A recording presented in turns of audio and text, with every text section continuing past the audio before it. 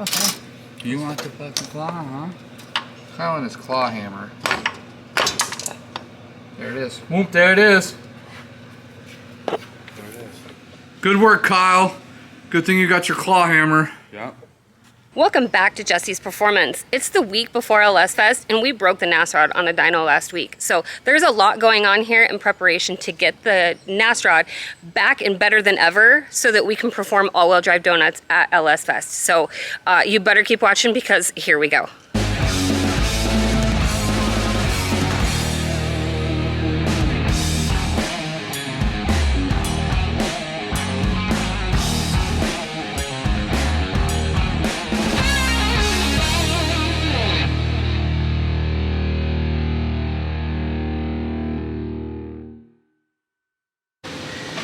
Are we live? Yes. All right. We are back in action, getting the NASROD repaired and reconfigured after our little dyno incident. Hold on, Kyle. Hold on, Kyle. Someone gave Kyle a power tool today. You should have seen it. He was out here with the air hammer. He about blew my hand off. Oh, God. Yeah, it was awesome. But anyways, we're gonna reconfigure the differential mounts, reconfigure the front drive shaft. We're gonna play with some angles. We're gonna make it adjustable angle-wise. What do you give me that look for? I'm looking so you look over here because you're looking at me. Oh, you want me to start over? No. Sure? Yeah. Okay. Well, yeah, there you go, just like that, so I can see through the camera to your eyes.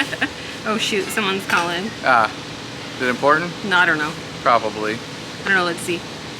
No. Okay. Equify? Yeah, I don't know who that is.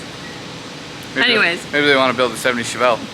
But anyways, I think I'm gonna try, since I gotta cut the mounts off and readjust it, I think I'm gonna try and make me a couple little, like a turnbuckle style mount, so I can make it adjustable. Ooh. Because that would be the bee's knees. Yeah. Especially with those double adjustable heim joints. Yeah. That way we can get it just right. Just right. No vibrations. Trying to hold the horsepower here.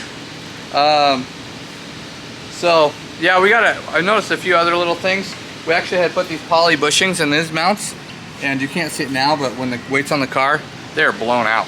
So I'm gonna have to get some solid bushings. Yeah, front and rear did the same on the rear, which seems really strange because everything is nice and straight and true, but it must just be too much for the bushing. Yeah, have you seen the videos of this thing trying to spin all-wheel drive? It's yeah. Also, we got with Ridetech, we got us some longer springs. That way we don't have to crank these ones so much. Because when you try and preload them like we are, it has a lot of stored energy. And as soon as it gets a chance, like when the car's taken off, the spring like wants to explode the energy, right? The energy wants to come out. So if we get some to where we're not compressing them so far to get it to lift up, it won't have so much stored energy, the car won't rock so bad, we'll keep more traction on the front. Maybe also we'll keep the wheel speed the same and keep the U-joint in a much happier place. So, okay. Here we go. Okay. So, in preparing for LS Fest, we have like a week and a half until we leave. Yeah. What's up with the Trans Am? It's just over there collecting dust. Let's go see it. Okay.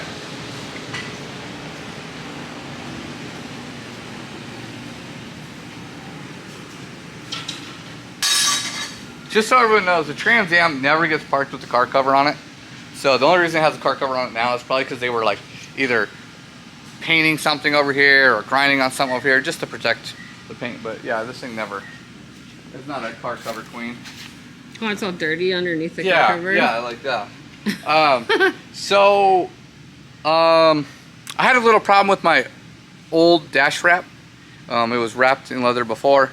It started to come up, started to lift. It was just, I don't know, poor prep or something. I got that over to the interior shop. It should be finished now, actually. We had to make some adjustments and we're fine tuning it. I'll get the dash in this thing, that's no problem. And then this thing's ready to wash and put on a trailer and do some smoky burnouts. So, also I think I got the AC leak fixed. Oh, good. So we can have air conditioning on our cruise. That'll be cool. Wouldn't that be cool? Yeah. Because, I mean, cruising with the windows down at 100 miles an hour isn't cool enough. Just saying. So today, as you can see with the NASROD, we're changing the oil. Pretty intense. No. We're serious about our oil changes. We're serious. You got to have that shit right. No. Are you pointing at Jay? Who are you pointing at? It looks like you're over here somewhere. No. No? All right. I was looking at the look on his face. Oh. No, so I stayed late last night. Forgot to record. I didn't record me brainstorming and, you know, beating my head against a rock. You know what I'm saying? Sorry. Next time I'll get that. But no, I just needed some time, some zen time to get my mind right on this thing. I loosened everything up. I moved things around. I came up with a plan. Now it's time to chop, cut, rebuild. I think it used to be a car show. Really? Yeah, I think so. What are we doing? Show me what you're doing. We're taking the four-wheel drive system out. We're eliminating it. Ain't it? No. All right. So we are remounting the different. I had too much downward slope angle on the pinion for the front end. So I'm remounting it. I'm clocking it. I had like, I don't know, some stupid amount. I think things got bent and things got messed up and broken, and it ended up being like 10 degrees, which I had 10 degrees working angle in that single front U-joint, so it was bad. So now I'm setting it back to 0. I'm gonna, because the drive shaft going down the car is 0.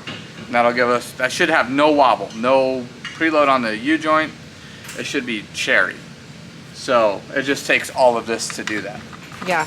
Yeah, and then we're gonna go through the front diff and make sure that it's not damaged. We're gonna make sure the axles are good to go. Basically a health check on everything, just because, I mean, we send this thing every time, like, the footage everyone sees, that's the footage of this car. It's just hammered down all the time. So we just got to make sure that we just keep the maintenance high and try and keep the costs low.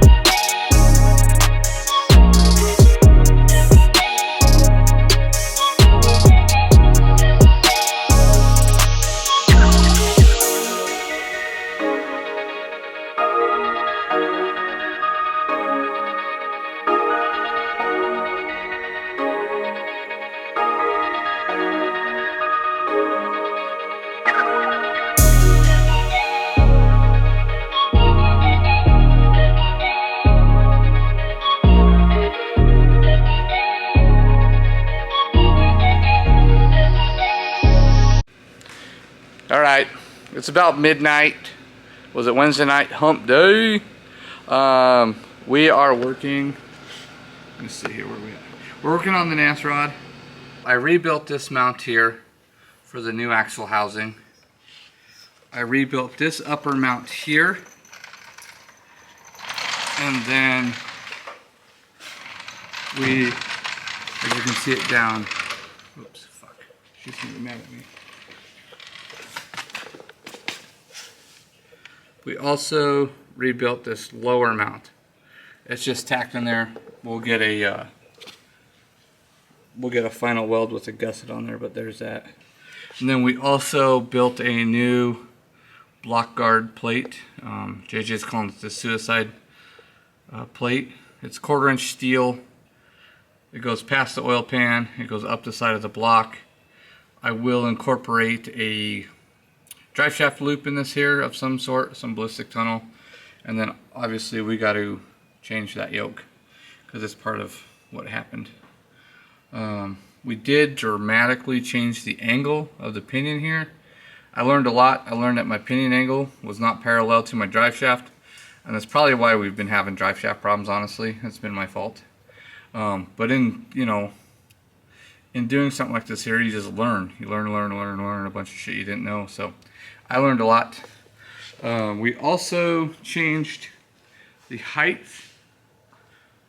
of the front axle. Let me see if I can get a good shot of this here. As you can see, our axle angles aren't nearly as steep as they were before. that should create less resistance, should transfer more power, less binding.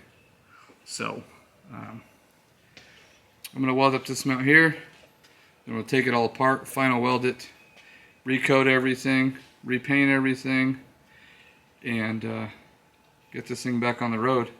We have 1 week until we will be, well, hopefully by this time we'll be in Bowling Green for LS Fest East.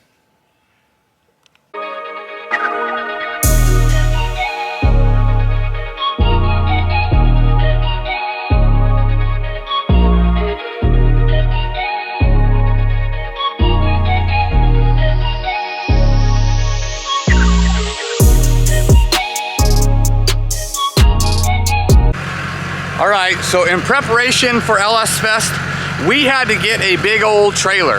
And with a big old trailer comes a gooseneck hitch attachment, which we did not have on the Duramax yet. I had prepped it for it, but we did not have it on there yet.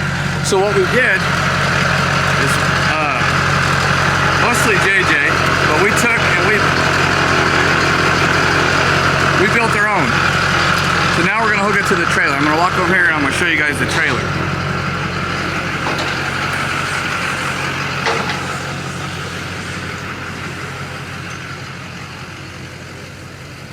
The trailer we got is a 3-car hauler wedge trailer, open frame wedge trailer.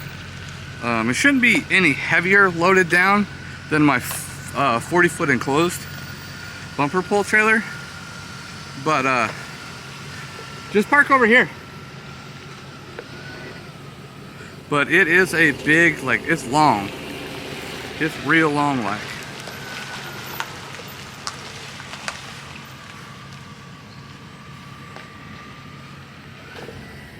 So yeah, this is a big old trailer.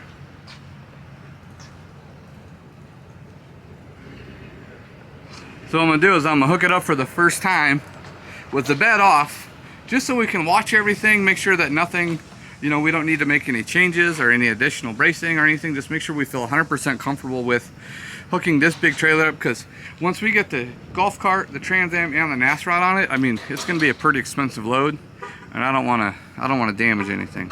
We are also taking the golf cart to get some new batteries and a maintenance check. The batteries on it are, I don't know, whatever came with it when I got it. They suck, they don't hold a charge. So we're gonna convert this bad boy to lithium. Right, Kyle? That's right. We need the juice. So Stacie can have a mailbox to check. yes, so Stacie can drive to the mailbox and back effortlessly. We got the Duramax hooked up to the trailer. I've never pulled a gooseneck before. I'm gonna give it a whirl. It's a sink or swim. We're gonna go do a full turn in this complex. This is a long trailer. Let's not fuck the side of our truck up though.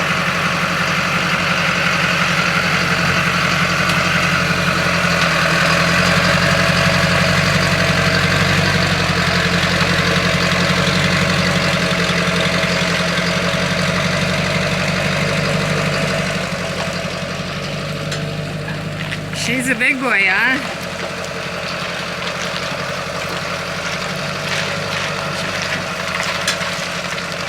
It won't hit that back glass, will it? No. So you want to bring that to his attention? I think he's watching it right now. Because it gets pretty close. With some trucks it will. Like Ford's is really bad about that. Because he can turn real sharp with our trailer. Because he doesn't have to worry about that. That's the key is like, so since I wonder how hard you can turn it. I wonder if you can jackknife it. It won't hit that back window? Nope, that's what I was just testing. Nope. It looks close. It's like, so I've had trailers with the actual knives cut out and the Ford got totaled that way. Yeah, no, this is the way to go. It was way easier doing that than with the big trailer. Is it? Oh yeah, because I would have had to cut way hard and way hard. Yeah, true. Yeah, it's got brakes. Yeah, it's got brakes. How does it hook up? In the connector. Oh, I see. It's right here. Yeah, it's all in the connector. So, I'm excited. Yeah, me too. I'm gonna take and pull it around the business park real quick. Let Kyle get the fuck out of here. Going to. I'll get him the address. Yeah. Okay. All right. Be careful. Always. I put my foot in my mouth when I said the Trans Am just needed washed and it's ready to go, because last night I was doing some checking on it. So I've been walking around the shop for like an hour trying to find my hat. And in doing so, I walked by the Trans Am and I noticed, let me see here, this puddle underneath the exhaust pipe. Now I've been having some issues with this thing when I started up. It steams out the driver's side, like where the turbo area is at. You know, I was looking at it tonight and I couldn't see anything. You know, the catch can's pretty dry. Everything's doing pretty good. Doesn't overheat, doesn't leak anything. Everything seems to be pretty good, right? Well, I have my certified fluid tester here. Come on, Kyle. All right. This is how you do it. That's straight antifreeze. Straight antifreeze. That's head gasket. 100%. And in trying to figure out what the hell was going on there, I realized that the passenger side turbo was froze up.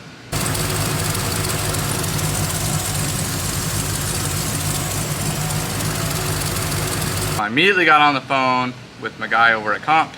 He said pump that baby full of grease and put it through some heat cycles and it should pump it. He thinks that the old grease just got crudded up. So I put some grease in it, warmed it up and stuff. Everything seems to be normal with the turbo. Even if it's broken, we are gonna run it. I do not have time to fix it. I can next day it, but I'd be putting this thing turbo back on when I was in Kentucky, and I just don't want to do that. It's together now. So, and we got a bigger fish to fry, such as the driver's side head gasket. Obviously, I've had this thing warm a couple times, just really doing stupid stuff with it, and it's come back to have an issue. You know, 260 degrees at 38 pounds of boost, I guess, is just a little too much for the head gasket to handle. Hopefully I didn't fire slot the head. Even if I did, I can get it welded and milled in time, but I just don't like doing that. Kyle's gonna get it apart. We got some new LSX head gaskets to put on this bad boy, and we're gonna see what we can do. All right, y'all, that's it for this week. Stay tuned. We are going to have more footage of getting the NASROD ready for LS Fest and our trip there. So definitely stay tuned every Sunday, 8:30. Thanks for watching.